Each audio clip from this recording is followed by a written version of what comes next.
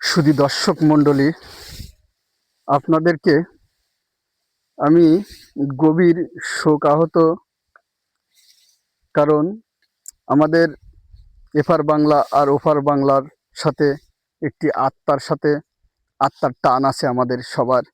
কারণ আমরা আমাদের সবচেয়ে বড় পরিচয় আমরা মানুষ।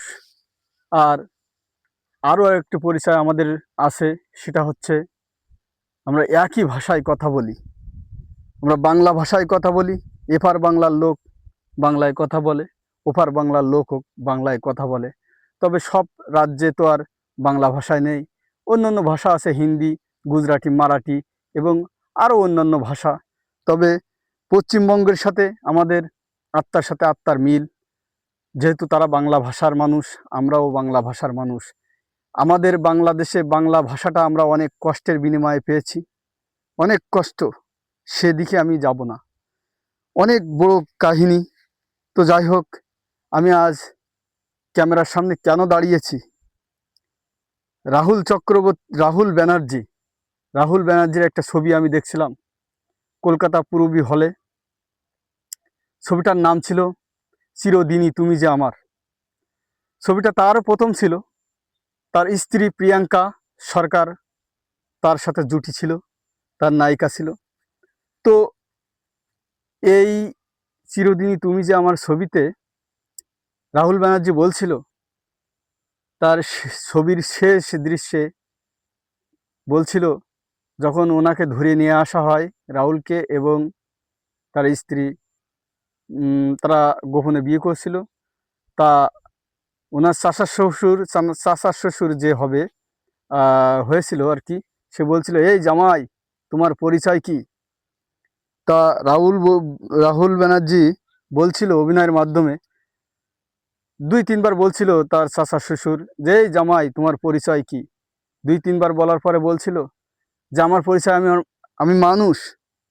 এই যে একটি ছোট্ট একটি ডায়লগ, আমি মানুষ, এই কথাটা চিন্তা করে রাহুল ব্যানার্জি মারা গেছে শুনে আমি তাকে নিয়ে এই কবিতাটা লিখছি। আর কবিতার নামকরণ করেছি রাহুল ব্যানার্জি। হয়তো আপনাদের কতটা বিনোদন দিতে পারবো আমি জানি না, আমি বিনোদনের কারণে এই কবিতাটা লিখি নাই। আমি লিখছি শুধু রাহুল ব্যানার্জির অভিনয়, যত মনোমুগ্ধকর অভিনয় ছিল, প্রাণবন্ত কথাগুলো ছিল, সেই অভিনয়ের কারণে আমি কথাটা লিখছি। আমার বাড়ি বাংলাদেশের সাতক্ষীরা জেলায়। আর ছবিটা দেখছিলাম আমি কলকাতা শিয়ালদা শহরের আশপাশ, পূরবী হল আছে ওখানে। তো ছবিটা আমার মন ছোঁয়া ছবি। আর ছবির নায়ক অকালে তার মৃত্যু হয়ে গেল, তাই আমি সেই স্মৃতিচারণে, তার স্মরণে আমি কবিতাটা লিখছি। কবিতার নাম দিয়েছি রাহুল ব্যানার্জি। তালসারি সমুদ্র সৈকতে চোরাবালির গভীর গর্ভে, তালসারির সমুদ্র সৈকতে চোরাবালির গর্ভে হারিয়ে গেল রাহুল ব্যানার্জি, হারিয়ে গেল রাহুল ব্যানার্জি। ভোলে বাবা পার করেগা ধারাবাহিকের শুটিং চলছিল, ভোলে বাবা পার করেগা ধারাবাহিকের শুটিং চলছিল। নায়িকা সীতা ছিল সাথে, নায়িকা সীতা ছিল সাথে। হঠাৎ একটি ঢেউ এসে প্লাবিত করলো দুজনকে, হঠাৎ একটি ঢেউ এসে প্লাবিত করলো দুজনকে। শুটিং স্পটের সবাই ছিল সাথে, শুটিং স্পটের সবাই ছিল সাথে। তবুও রাহুলের মৃত্যু পারেনি আটকাতে, তবুও রাহুলের মৃত্যু পারেনি আটকাতে। 2008-এ ছবি করেছিল রাহুল প্রিয়াঙ্কা জুটি, 2008-এ ছবি করেছিল রাহুল প্রিয়াঙ্কা জুটি। চিরদিনই তুমি যে আমার, চিরদিনই তুমি যে আমার। রাজ চক্রবর্তী পরিচালনা দায়িত্বভার, রাজ চক্রবর্তী পরিচালনা দায়িত্বভার। অসাধারণ অভিনয় মিধাতার, অসাধারণ অভিনয় মিধাতার।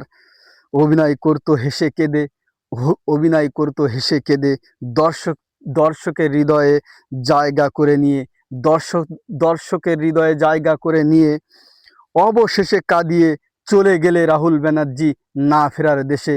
অবশেষে কাঁদিয়ে চলে গেলে রাহুল ব্যানার্জি না ফেরার দেশে।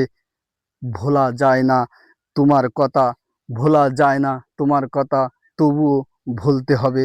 এটাই বাস্তব, সবাইকে একদিন ভুলে যেতে হবে। তো রাহুল ব্যানার্জিকে আমি সিলট করি, আমি তার আত্মার মাগফিরাত কামনা করি। আমি তাকে চাই উপরে সে শান্তিতে থাকুক। আজ এই পর্যন্তই বিশ্রাম। আসসালামু আলাইকুম আ রহমতুল্লাহি আ বারাকাতুহু।